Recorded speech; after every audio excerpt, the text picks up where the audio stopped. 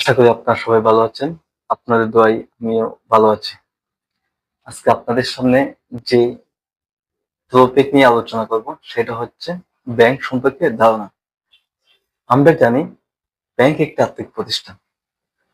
Bank এমন একটি আর্থিক প্রতিষ্ঠান যা আমানতকারীদের উদ্বৃত্ত অর্থ নিরাপদে জমা রাখে এবং তা উদ্যোক্তা ও ব্যবসায়ীদের ব্যবসা-বাণিজ্য উন্নতি ও সামগ্রিক অর্থনৈতিক কর্মকাণ্ড বৃদ্ধির জন্য বিনিয়োগ করে থাকে।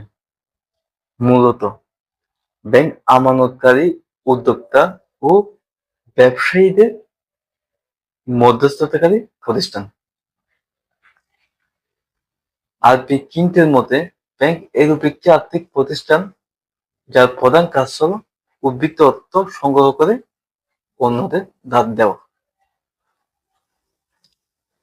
সংজ্ঞাগুলোর আলোকে যে ধারণা পাওয়া যায় তা হল ব্যাংক বিনিয়োগ ও ঋণের ব্যবসায়ী নিয়োজিত একটি আর্থিক প্রতিষ্ঠান যা কম মুনাফায় জনগণ থেকে আমানত সংগ্রহ করে এবং অপেক্ষাকৃত বেশি মুনাফায় উদ্যোক্তা, শিল্পপতি, ব্যবসায়ীদের বিনিয়োগ করে থাকে।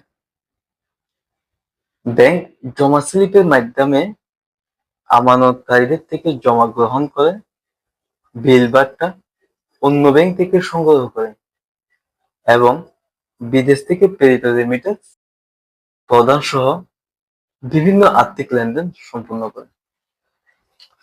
সুতরাং আমরা ব্যাংক সম্পর্কে জানতে পারলাম যে মূলত ব্যাংক হচ্ছে জনগণের ক্ষুদ্র ক্ষুদ্র অলস মানিগুলো সংগ্রহ করবে এবং তা ব্যবসায়ী, উদ্যোক্তা ও শিল্পপতিদের বিনিয়োগ করে থাকে। Banking system.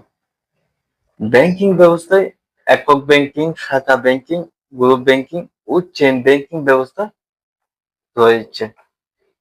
বিশ্বের বিভিন্ন দেশে দেশে ভিন্ন প্রকৃতির ব্যাংকিং ব্যবস্থা দেখা গেলেও বাংলাদেশে শুধুমাত্র শাখা ব্যাংকিং ব্যবস্থা রয়েছে। ধন্যবাদ সবাইকে।